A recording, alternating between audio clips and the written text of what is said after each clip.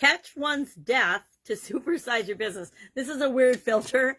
And our idiom, our December idiom for today is to catch one's death, which means it's from the mid to late 1600s in English, and its current meaning means to catch a cold or to become very ill or to warn someone that they're going to become ill if they're not careful. It has to do with very, very cold weather, which is why in Wisconsin and in the north, we layer up. We wear lots of layers. We have layer upon layer upon layer, sweaters, hand warmers, foot warmers, all kinds of crazy things that help to keep us warm so we don't get too cold and get sick and catch our death. Now, despite the era of COVID, colds and flus and sinus infections and tonsillitis and all kinds of throat things and upper respiratory things, pneumonia are still really, really common, especially as the weather changes and gets bad. So what does this have to do with growing and supersizing your business? Well, I didn't think there was much of a connection at first, but then I got to thinking about it like I usually do when I'm looking at our idioms and realized there's a whole lot of ways to tie this into running and growing and building and supersizing our business. First of all, my question for you is, are you one of those people that prefers hot or cold, to be hot or cold? It's interesting in our household. My kids think that they're polar vortex babies is the joke. My granddaughter and my son and my daughter, they are very tolerant of the cold. And I am just the opposite. I like to be warm. I don't like to be cold no matter what. So I bundle up and layer up long before any of them do as the weather changes here in Wisconsin. So do you prefer hot or cold? That's just a personal question. I'm kind of taking an informal survey. But what does this have to do with our business? Number one, our mindset and our beliefs determine everything. If we, and the outcome of everything, if we are afraid or we don't show the courage that we need, or if we're always worried about uncertainty or death, but newsflash, we're all going to die, we will make decisions and choices that are less risky than we could. We will do less than we are capable of if we're having a fear-based or scarcity or lack mindset. So we want to check that and catch ourselves before we create the death of our business. We also want to realize that catch one's death, it might be a warning to us about our business.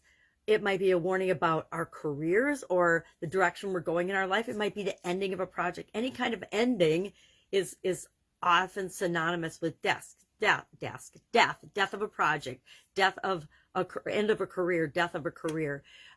And it again ties into uncertainty and risk and how comfortable we are with making choices that are in our best interests, not necessarily in the best interests of our career, but in our long-term business viability, etc. We also need to remember that someday we're all going to die. So what is our exit strategy? What is our plan for our business? What is our legacy? What are we creating?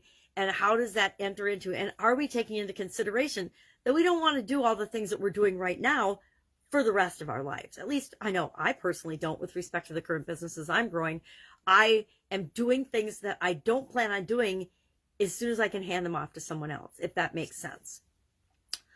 Consultants, experts, masterminds, gurus, we bring them into our business to help us find the problem areas in our business to prevent us from catching our death.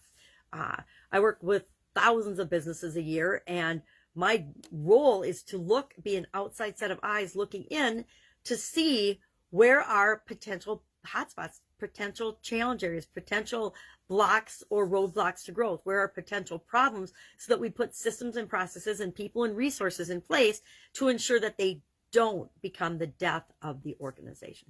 So I'm really curious to see what your thoughts are on this particular idiom, this expression.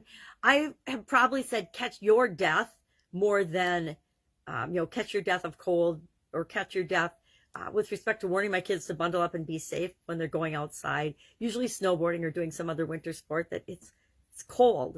And I will admit, I used to love winter sports when I was younger because it makes the winter go by really fast. But the older I get, the less I like being cold. So I've always got my little Afghans and my little layered look on to make sure that I don't feel cold or chilled. And I'm usually consuming a hot beverage. So instead of catching our death, I can't make it go away now. Oh, yep, I can. what does this mean to you? Can you see how it would apply to your business? And is there anything that you can see that you need to do or put in place, or ask yourself in order to identify your exit strategy? Know that you have one, your legacy. Do you need to call in some coaches and consultants and do an audit of your business to say, okay, what's going on here? Are we in trouble? Are we taking on more risk than we ought to? Are we risking more than we need to? Do we have an emergency action plan? I guarantee that there are millions of businesses that, since the COVID pandemic, and prior to it, never had an emergency action plan, but I guarantee millions of them have emergency action plans now.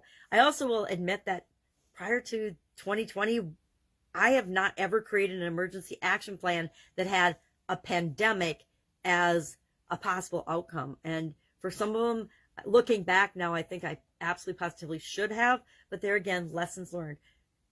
Definitely have them now. So that's our idiom for today, our December idiom with our little Santa bear, reindeer bear, whatever. Wishing you an awesome day. We will talk about cold weather, because it's cold in December in Wisconsin, ending of things, and the holiday, of course, Christmas holiday, during the month of December, and our idioms, and we'll tie them into how they help us to grow and supersize our business. Any questions, any comments, any concerns, hit me up. Otherwise, I will be with you tomorrow, because I don't plan on today being the death of me. Have a great day.